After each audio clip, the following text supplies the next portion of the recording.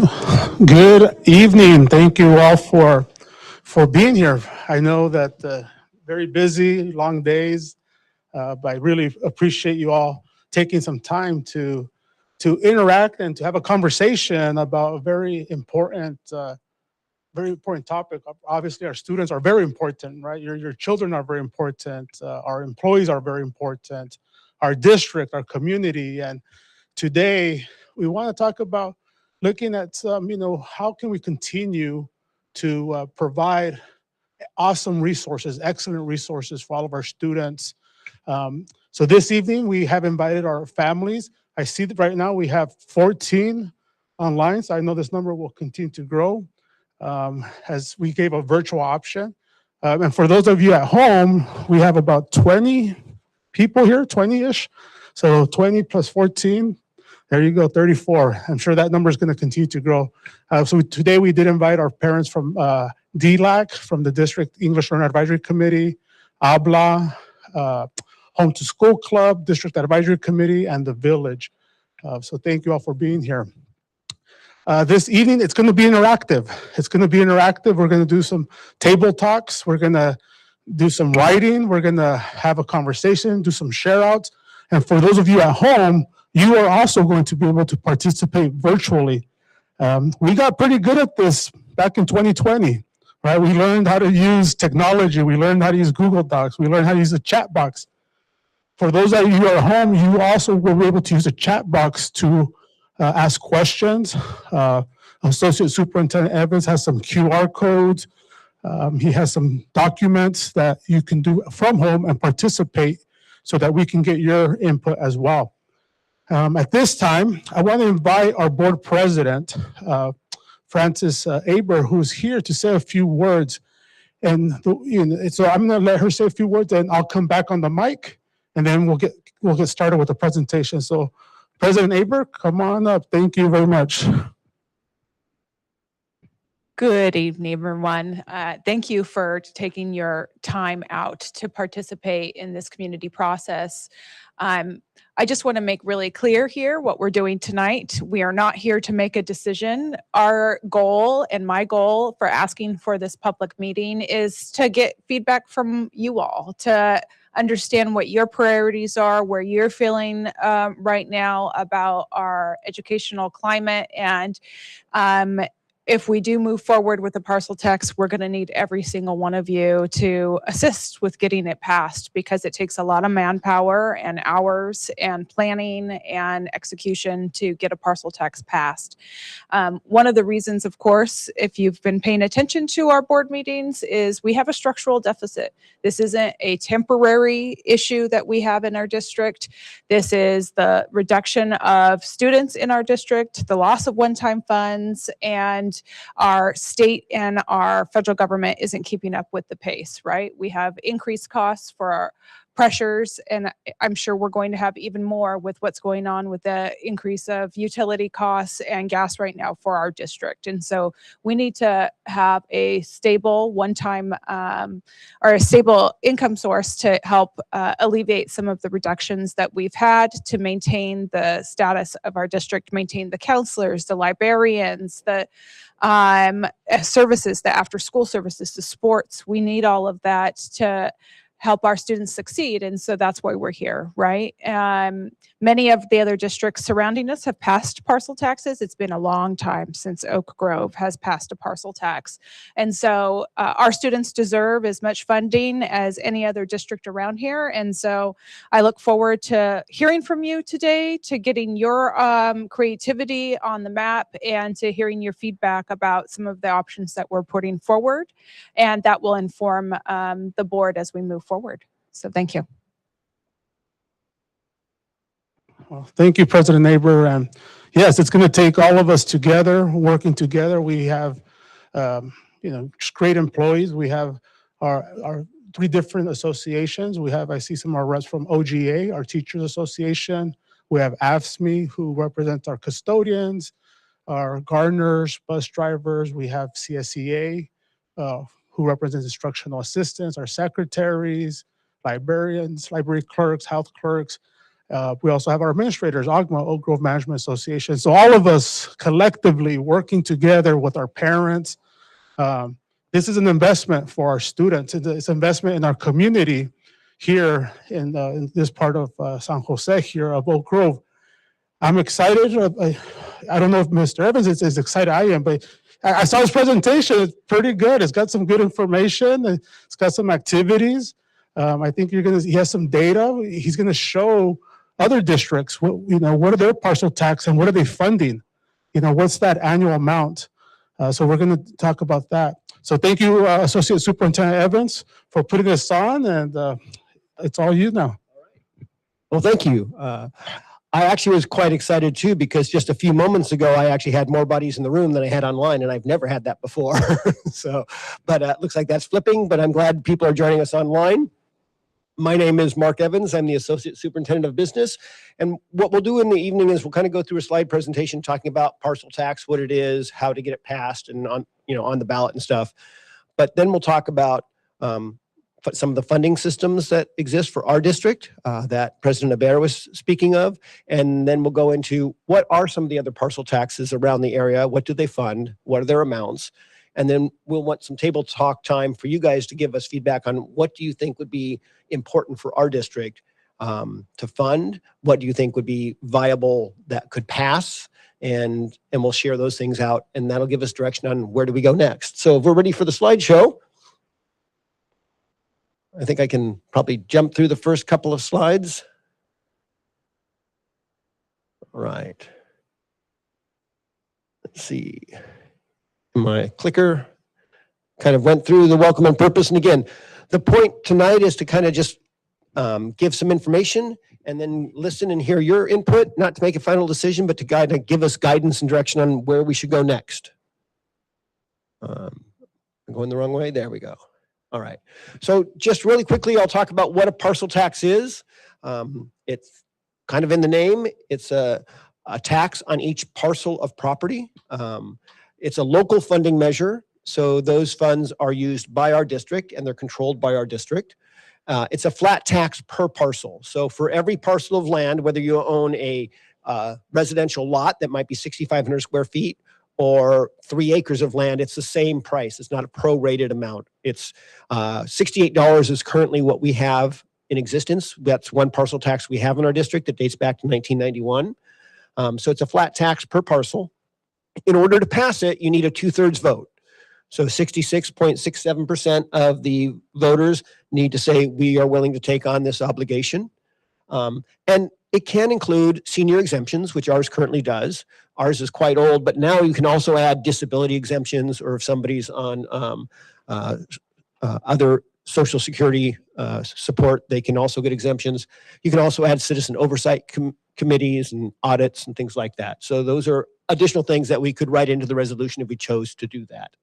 But most importantly, it is a locally defined function of funds. There are things that we determine as a district we want to fund, a certain amount of money, a certain time frame, and it comes from us and it's controlled by us in Oak Grove, not by Sacramento or anybody else. So quick overview, it's a parcel tax, a flat rate that's on each piece of property. Some places you'll see one example that actually does it by square footage. I do not see many of those, and I've only known of a couple that have passed. So it's a relatively new idea, but it's not terribly well tested. And it oftentimes has a cap so that if you have a giant industrial building, they aren't paying per square foot, they have a cap on them. And the property owners would pay for as many parcels as they own. So if they have 3 houses in the district, they would pay 3 parcel taxes. It's levied by the school district. So it's our tax passed by our voters, and we have to write in the ballot initiative, what is it going to be used for? And that's what we need feedback from the community for. What is that going to be about? And they're restricted to those purposes. If we say we want to fund an after-school program, or if we want to fund staff salaries, or if we want to fund arts and music, those are the things that it's dedicated to. And then the ballot language we will put in there, and when people vote on it, they'll be able to see exactly what those functions are. So there's a certain number of things that need to be determined on the parcel tax. So the structure of the parcel tax is, one, how much is it? Like I said, our current one is $68. They're all over the chart around the county, and I'll show a sample of different districts and different amounts. Some districts have multiple parcel tax. The purpose, as I just mentioned, what are those revenues going to be used for? The duration. Our parcel tax that exists currently is ongoing. It doesn't have a sunset date. Those exist, but you also have parcel taxes that are 5 years or 10 years long. So we can determine what's the duration. Is this parcel tax ongoing, or is it a 10-year parcel tax? Purchasing power is another item. Our $68 generates for the district about $1.75 million a year. Well, in 1991, that had a lot more purchasing power than it does in 2026. So oftentimes, if you have a long-term parcel tax, people will put an inflation index on it so that it continues to support at a level keeping up with inflation. That's an option. It's not a requirement. Will we authorize the exemptions for the seniors and disability and all of that? And do we want to have an oversight committee? So those will be when we start structuring the parcel tax. If people say, yeah, this is good, let's go for it, what is it going to look like? And that's where your feedback comes into play and is really important. So, and we need to find that sweet spot. What will 2/3 of the community support? So those are really important questions, and we have to kind of address them carefully so that we are successful, because we have a cost to putting the election on the ballot. We have to pay the registrar to run the election.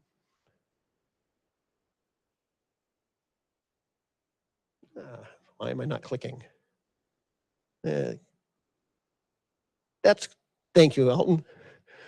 So if we decide to go for it, then what would happen probably by the end of the school year or in a special meeting during the summer, the board would actually take action after we determined all those elements of the structure of a parcel tax. They would pass a resolution, which we would then give to the county registrar of voters, and we would get it on the ballot. They would ask us for a 75-word description. There'd be a much longer language in the ballot, but we'd have a 75-word description that would be on the ballot that most people see when they're voting. And then that would be what goes to the polls on November 3rd, because that's the day we would most likely look at. That's the most realistic election, is this November's election, to see if we can hit that 2/3 amount. Any questions on a parcel tax in the background, or what it is and how it's structured and all?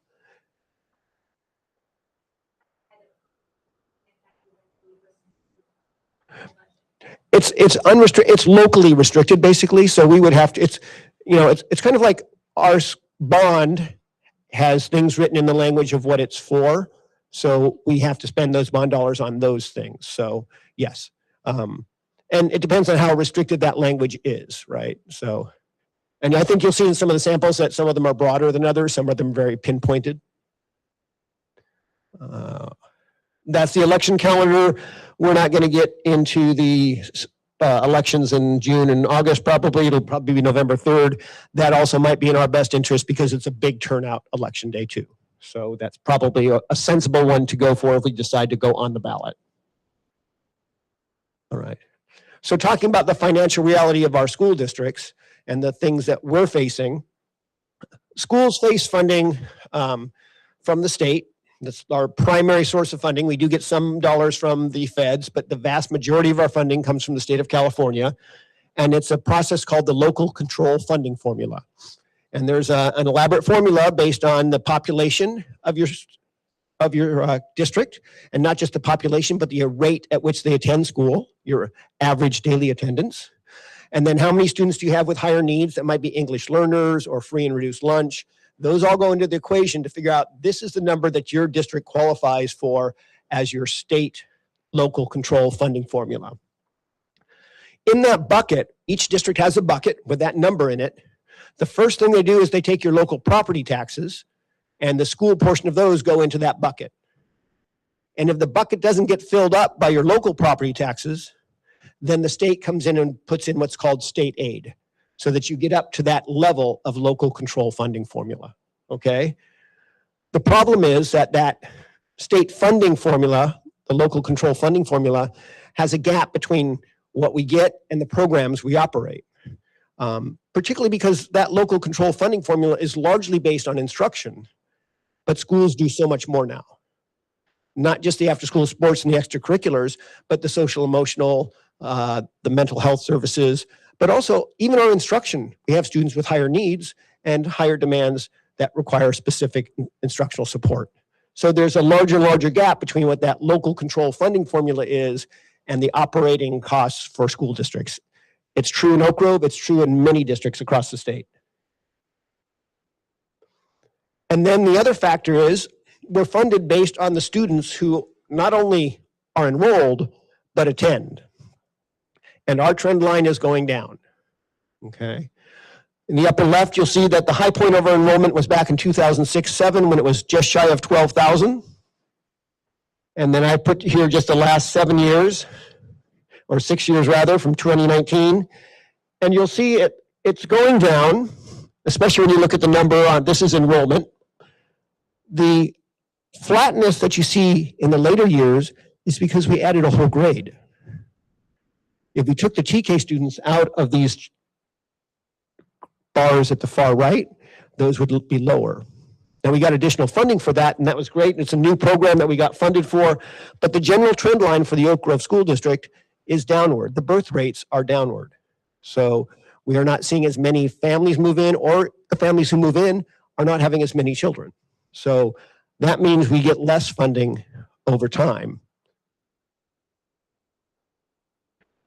And this puts us in a particularly challenging spot, particularly in Santa Clara County.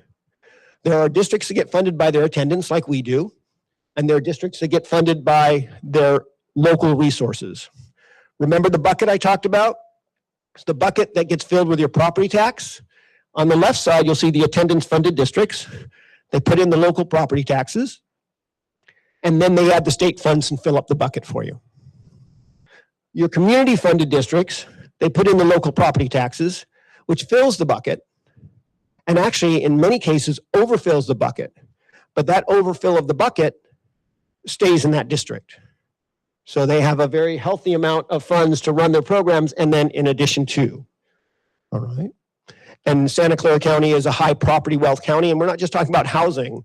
We're talking about Levi Stadium or NVIDIA or big systems like that that get put in and generate large property tax revenues. So some of the neighborhoods in Santa Clara County have this community funded model. Actually, most of the districts in Santa Clara County, there are 32 districts in Santa Clara County. 19 of them are community funded. 13 of them are funded like Oak Grove from average daily attendance. And this chart here, the ones with the green asterisks are the ones that are community funded. And you'll see for the most part, they tend to be at the lower level per pupil. All right. The ones that are the three there in the middle that are a little higher on the asterisk are ones that have high levels of students with free and reduced or English language learners. So they're getting some additional supplemental and concentration dollars in their formula. But overall, we're down here, and with the county, we live in this county in the same place as everybody else. We have the same competition for cost of living and housing, and yet our cost per pupil is significantly lower. So it's more challenging to run additional programs to be on par with some of the districts around us. Any questions on the funding or the kind of state level of the funding there? Yes. The community funded is based on your property values, and ours is largely residential. As the homes turn over, they generate a higher level when they're reassessed at sale. But I think a lot of the districts that you'll see that are really high, one, they have probably a higher median property value for homes, but also you have a lot of redevelopment where, for example, what was a one-story kind of business park is turning into a multi-story NVIDIA campus. When you put in Levi Stadium, which is $100 million, you get a huge change in your tax structure. So those are really driving up the property value of those districts faster than ours is growing. Right now, I think we get a little more than 50 or 60% of our basic funding from property tax, and the rest is state aid. Any other questions about kind of how the tax equation works? And because the general belief is, oh yeah, I pay my property taxes and that funds the schools. And that's true. It doesn't fund all of the schools though, at least not in most districts. Santa Clara County is unique in that way. All right. Next slide is kind of our scenario. And this is our outlook as of March. We do budget reports every December and every March. And the revenues are in orange, okay? And the revenues represent what we're having coming in 25-26, just a little under $150 million.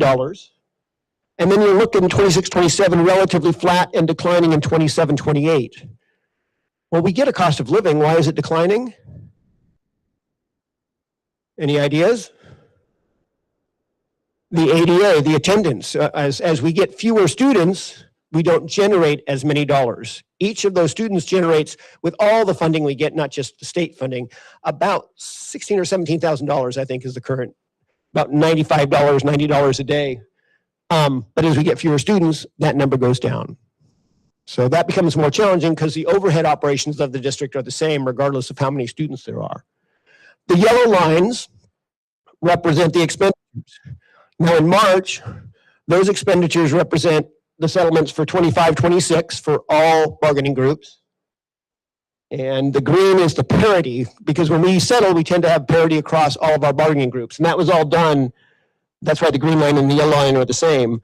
But we will have parity for our other bargaining units next year. So that's why the green line will show our expenditures will probably go up as we do that parity, which means honoring the increase for one group to all of the groups.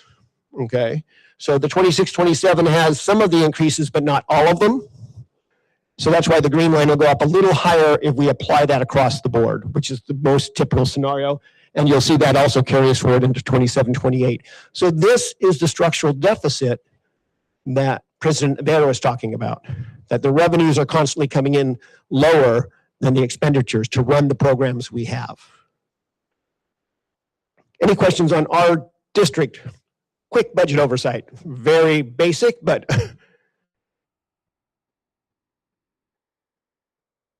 okay. All right. So then, if we were to pass a parcel tax, which might help cover some of that deficit or keep programs going so we don't have to reduce them, what could a measure support? What would draw support of the people? And what would be a smart way to use the money? Because you're going to see districts that had parcel taxes that now may not be as pertinent. And I'll explain that in a minute. It's very common to have academic programs, reading and math support, whether that's extra support in the classroom, extra support after school. Some of them support STEAM or STEM or maker spaces. So kind of really focusing on the academics. Some of them have student wellness, counselors, mental health services. Many of them now are having staff retention, particularly in Santa Clara County, just allowing us to have competitive compensation. So one of the things we'll be careful for is mental health services. I'm going to bring as an example.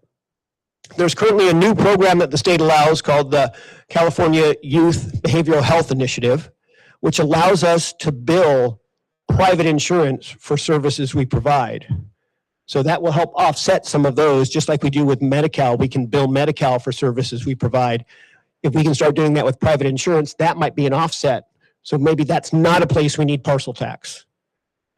Maybe we need a combination, not sure. We don't have all the numbers on that. That's a new program. But that's an example of what I'm saying is how do you strategize the use of your parcel tax most effectively? Yes, question?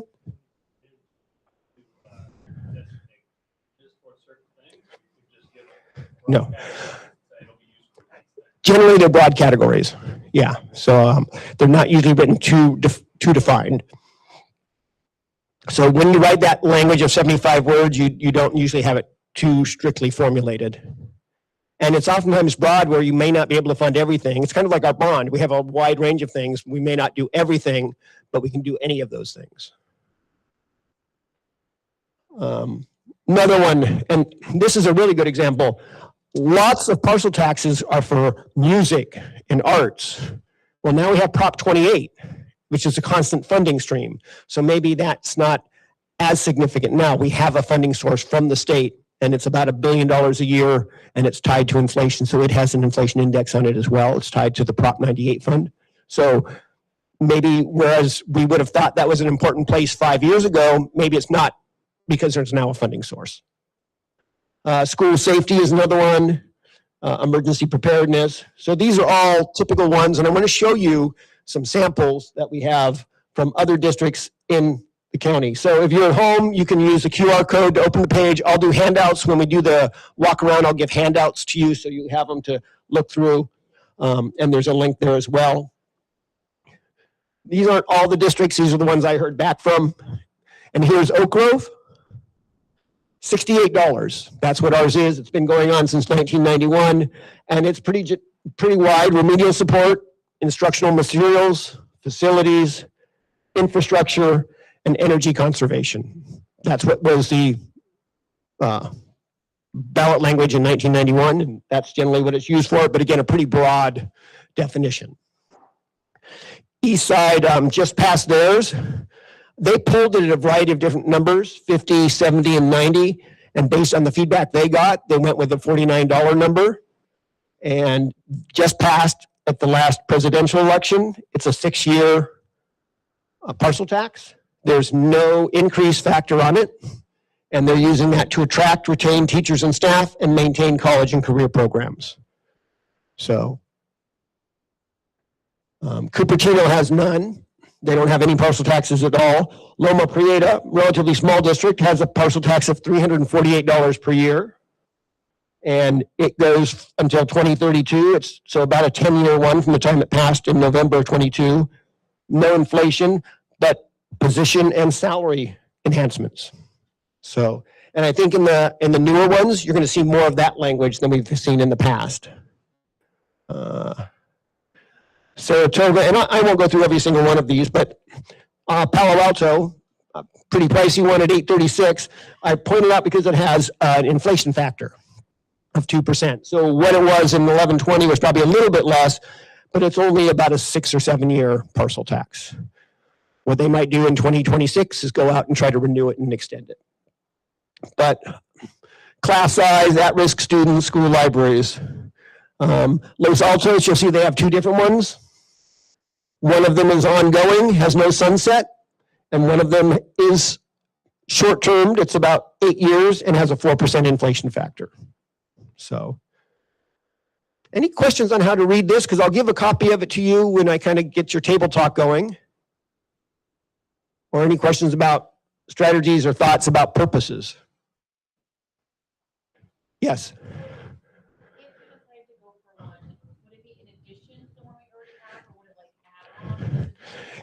We would make a second one more than likely. The current one we have is ongoing. I think we just leave that alone and don't touch that. And then this would be supplemental. So that also is part of the equation because you're not asking them to, well, you're asking them to increase that, but it's a separate one. So if, for example, you said, let's just do another 68 for 8 years, with no inflation factor. That might be a recommendation.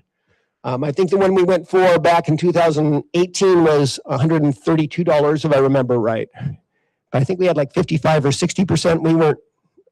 We weren't close enough to get the 2/3. So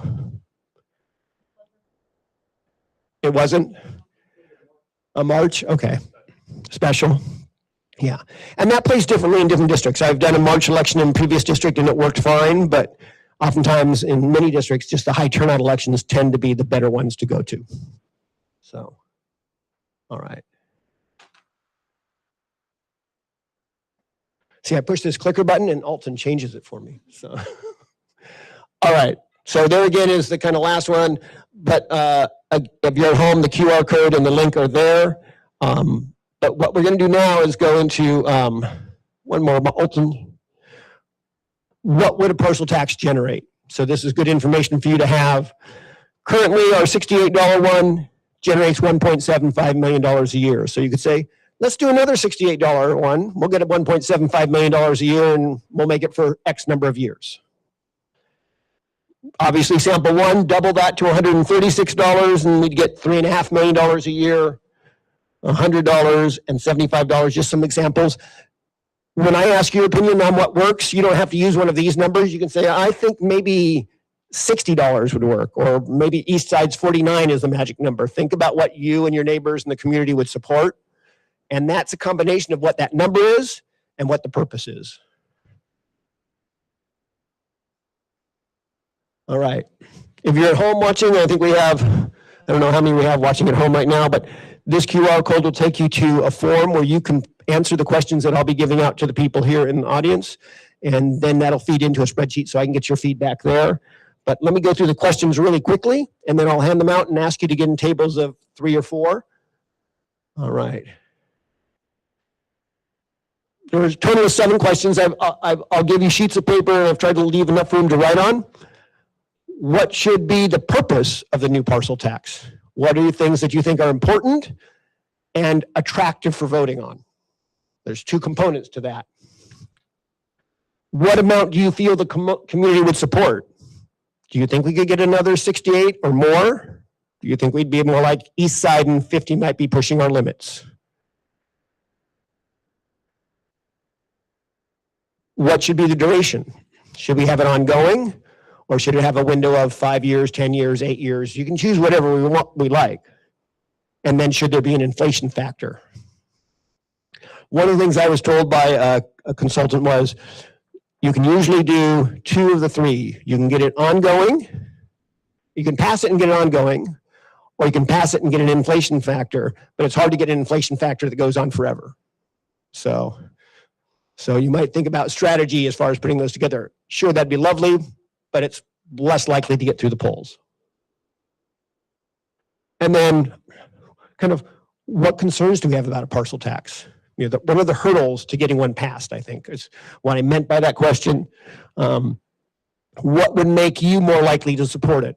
You know, what are the things that would make it attractive to you and the voter in our district in general? And then what accountability measures do you think we should have? You know, should there be an oversight committee? Should there be annual audits, things like that? Are those things that you think would be attractive for voters? It's sometimes hard to get people to get on those committees, but sometimes that's an attractive thing for voters to know that there's some accountability to it. So I'm going to be old school and hand out paper and pencil. Actually, I don't have pencils, but and then here's the link for you at home. I'm just going to give you probably 15 or 20 minutes. Yeah, groups of 4. I think 3 to 5, I guess, depending on how it breaks up.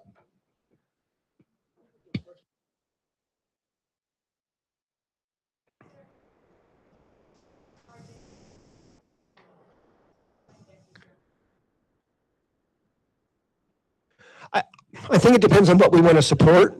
You know, I think those 2 numbers would come through. So probably after I get like, oh, this is what we want to support, and $50 is the number, but it really won't support that. Do you think we could get 70 because that would cover it all? Maybe we might come back and hash that out more later.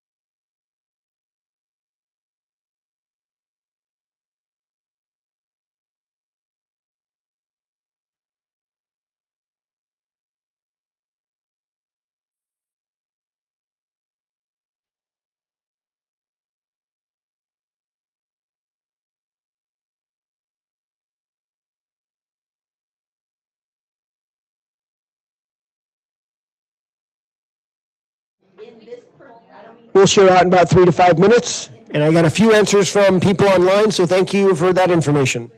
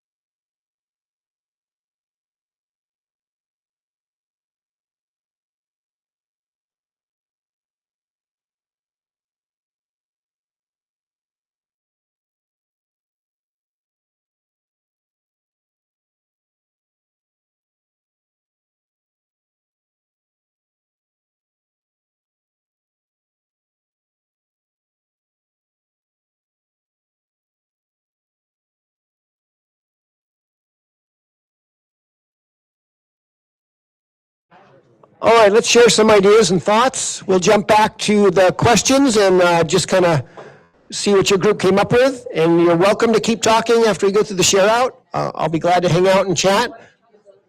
I think Dr. Chaidez will go around and kind of we'll have a few tables as we're grouped here. What were some of the comments on the purpose for the new parcel tax? Some groups want to share out what they had for their purpose. So you'll need to use a microphone so that the 26 people at home can hear what you're saying. All right.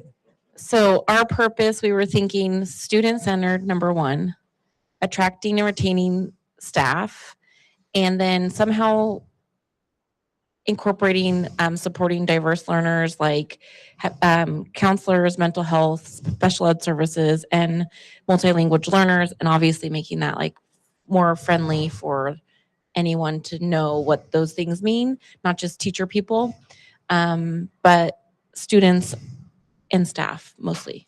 Cool. All right. Thank you. Yeah, why don't you go ahead and do the second one too? Each group will do this whole page. What amount do you feel the Great. community would support while we're at your We table? were kind of all over the place with this one. We were thinking either 75 to 85 range, 100 to 125, but probably lower than the last one was that we went for, and it didn't get voted. So somewhere between those two were our Okay. ideas. So a little on either side of 100 somewhere? Yeah, Okay. ish. Good. All right. I'll tell you what, we'll come back for the second page in a minute. Let's go to this other table and find out what you think the purpose should be and the amounts you think the community would support. Which table we have?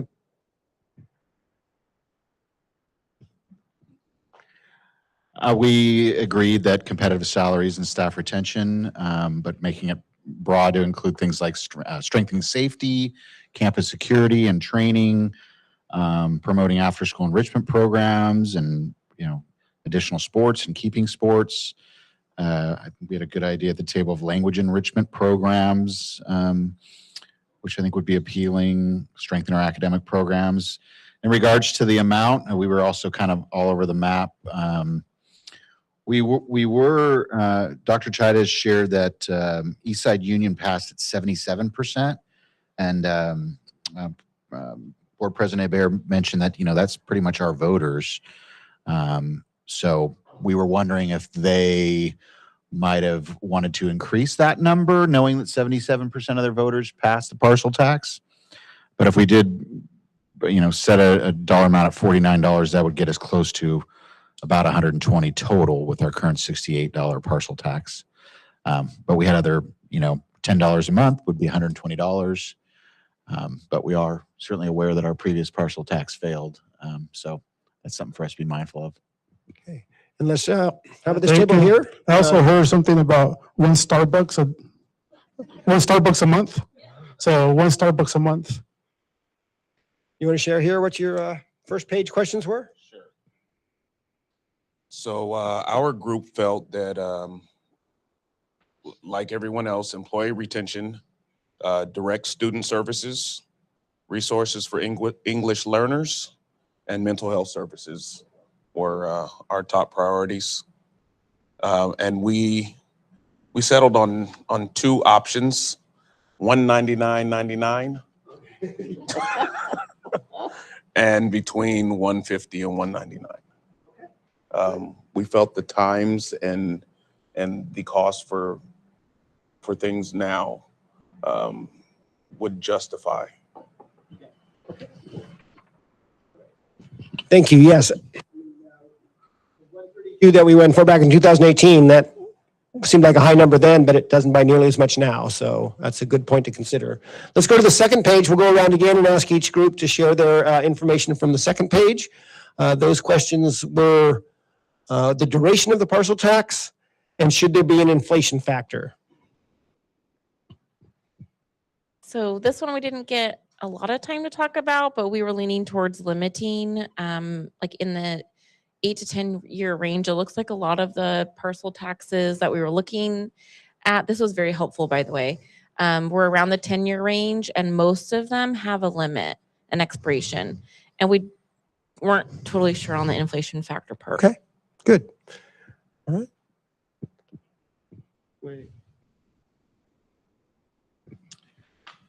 We recommended no inflation factor. I think maybe that's not appealing to voters.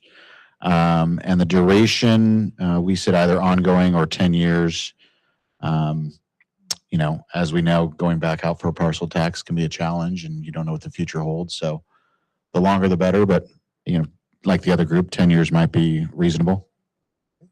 And how about this table up front here? Okay, so we felt it should be ongoing. And as far as the inflation factor,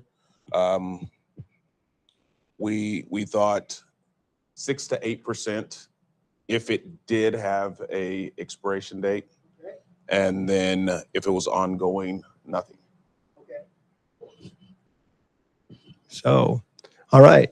And then I don't know how many of you got to the third page, but what are some concerns or challenges about a partial tax and passing it?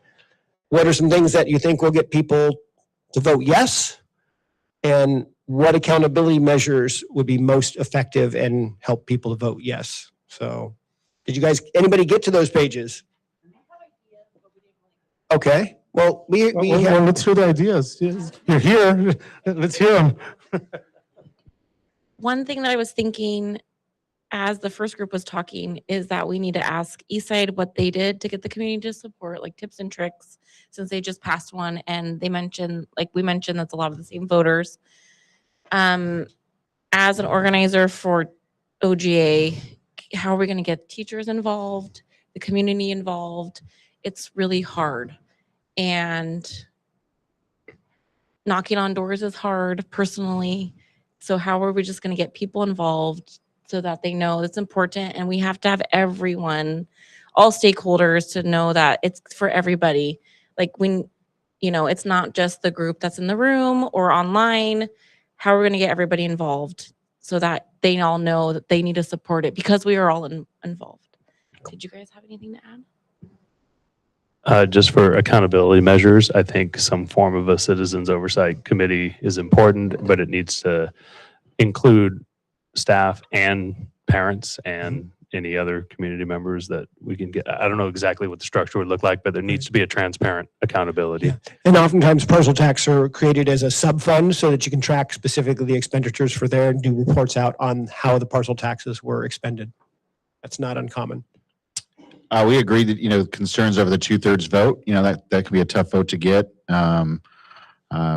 Also lack of boots on the ground, face-to-face interactions with the community. Sometimes it's hard to gather folks to go out for many weekends in a row to get the message out there. Other concerns we have is the current tenor of the country and what will that look like in November. I think, there's a lot of fear, a lot of anger out there right now, and that could increase. And then just making sure we clearly articulate the purpose of the parcel tax. What would make us more likely to support it, or the average voter, maybe some graphics, some statistics showing how the parcel tax would support students and staff, visuals, videos, that's, I think, important. And then we agreed that an oversight committee would be appropriate. Anything from the table up here? So our concerns about the parcel tax were, number one, it not passing. It's a pretty big expenditure, and we're here to just get it on the ballot. So it would be a waste if you made that initiative and it didn't pass. We had not really a concern, but we're wondering about if there are any endorsements or people that we're prepared to get endorsements from. Big names spread words very fast.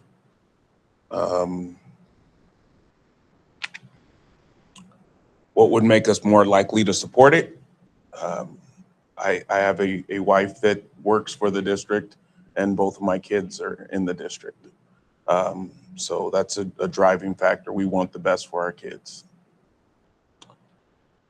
And then accountability measure, both a foresight committee and an oversight committee. Excellent. Thank you. And I think the point that those concerns about it passing with 2/3 and the expense of putting it on the ballot is an expense, and if it doesn't pass, then that's money that's kind of lost in the process. That's a big thing. Reaching out to people, and I know the technology now is less about knocking on doors and phone banking and more about Facebook and Instagram. Don't ask me to help. I still drive a stick shift, so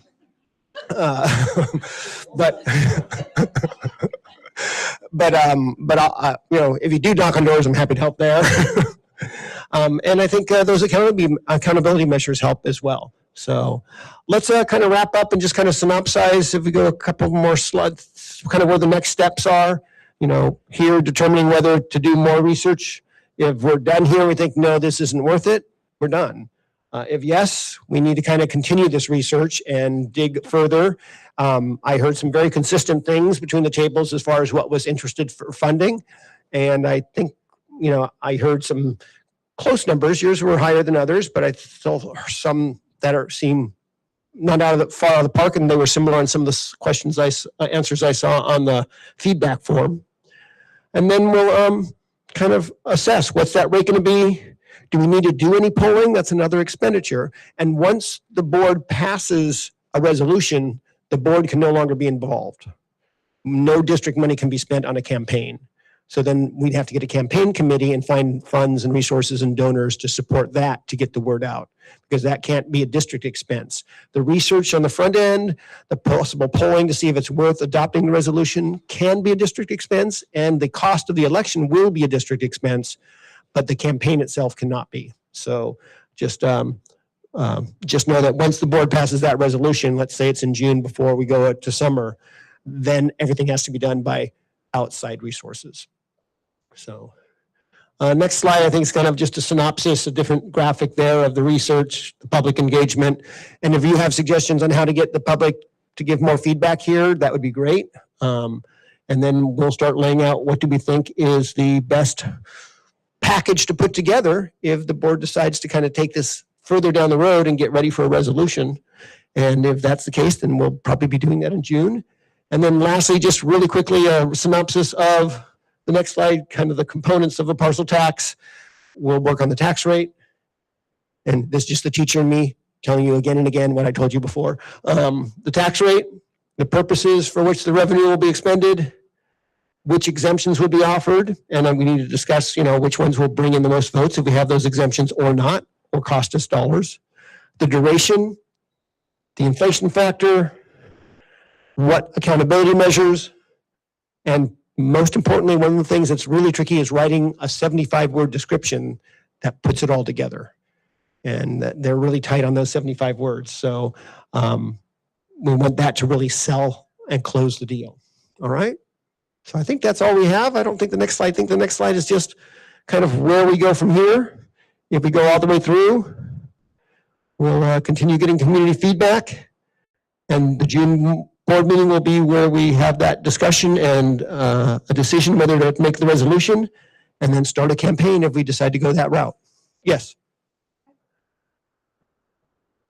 Yeah. Is there a possibility of getting, I don't know if it's a soft poll or internal poll through Parent Square to kind of test out this idea? Yeah. The question is, can there be some type of polling or information gathering through Parent Square or whatnot? We can look at that. I think as long as we are not in campaign mode and are collecting information, that's where the district standard is. Even after we go to campaign, we can still provide information. We just can't advocate. So to get information, we should be able to do that through a Parent Square or something like that. You have to be very dollar amount based on it and letting people know in regular language terms what the purpose of these funds are going to be in like layman regular language. So Right. they're able to answer through, I don't know, 4 or 5 questions, like, would you be able to participate and support the school? This is Right. going to be for X, Y, Z. Right. And we could say, would you be willing to pay an annual parcel tax to support these programs at $50, $75, $100, $125, everybody would put down 50, but what is that maximum point, right? So yeah, I think that's something that's not advocating, that's information, because that's giving us information whether we make the investment to go on the ballot. So excellent question. Any other questions as we kind of bring it to a close? Yes. It would be the district boundaries itself, so it'd be basically the same boundaries as our 5 trustee areas. So it would be the district boundaries, wouldn't be tied to city council or anything. It would just literally be the outline of Oak Grove School District. And because we have the trustee areas, it would just probably be each of those 5 areas. So we will be having 3 trustee elections, assuming we have competitions in all 3 in November anyways. It's just that the other 2 that are not having a trustee election would have this on the ballot. And the ballot will also have the governor and any state offices and all too. So, and Congress as well. So it's a pretty full ballot in November. So it's about 64,000 registered voters, and about half of them, so about 32,000 people. Yeah. And I think the information now for tracking down who votes and who's who and most likely versus who's registered, people are pretty solid at targeting how to get messages out to those people. And if you are having a senior exemption, then you target those seniors to make sure they know there's an exemption that promotes them towards yes. If you're not having it, you may not want to do that. So, okay. All right. Any other questions or comments or suggestions for the next step? We'll probably kind of getting feedback from the board. What I'll do is at the April board meeting, I'll do a parcel tax update and we'll get direction on, okay, I'll kind of compile all of your questions and comments and any we got online and kind of see, is that $100 mark seems like I'm hearing it several times. Maybe that's the point we recognize. I'm hearing attract and retain staff is a common theme and other student support services. So what is the language we want to put together and then start putting some samples that would be better for that survey? I think what we have right now is too fuzzy for a survey and then tighten it up. So. Well, thank you, Mark. Very informative. I like the slides. Very nicely done. Uh, So yes, we will provide an information item. You can either be here at the meeting or listen on YouTube at the April 16th board meeting. We're going to be sharing your feedback with all 5 board members, including the 26 people that are online. We have their feedback. They've been completing the form online. And then, and Parent Square is a resource. You know, back in 2018, we didn't have Parent Square. Now we do, and there is a pretty easy survey in there where they can click. It takes less than a minute. You know, click. So we can use that as a resource. But this again I like how Brenda said. You know, it's going to take all of us working together, everybody on the same page, together. Parents, community, all employees, everyone. This is very important to continue to keep our schools open, right? Keep our schools open, all of them, all 18, to provide resources and have another revenue source that is ongoing. So again, thank you for your feedback. This is just the beginning. There's going to be more information where we're going to maybe do some, if we do another one, we just do it virtual. You know, the in-person was cool too. Well, we'll maybe do, yeah, we could figure it out or hybrid like we did today. But thank you, President Aber, for bringing this forward as the board president. This was something she asked for us to go move forward. And I really appreciate all of our association partners, our parents, our DAC, ABLA, Home to School Club parents, the village, DLAC. You know, we're very unique in our district that we have many, the parent groups that are at the school sites, then meet with our executive team here at the district office. And so we have a collective voice of all 18 schools with the executive team every other month. So have a nice evening. We will be here if you want to chat with us some more. Thank you, everybody at home. Really appreciate your time. And thank you to our board members that are out there. I know that you are participating and listening in. And we'll see you. You're going to learn more on April 16th. Have a nice evening. Thank you all.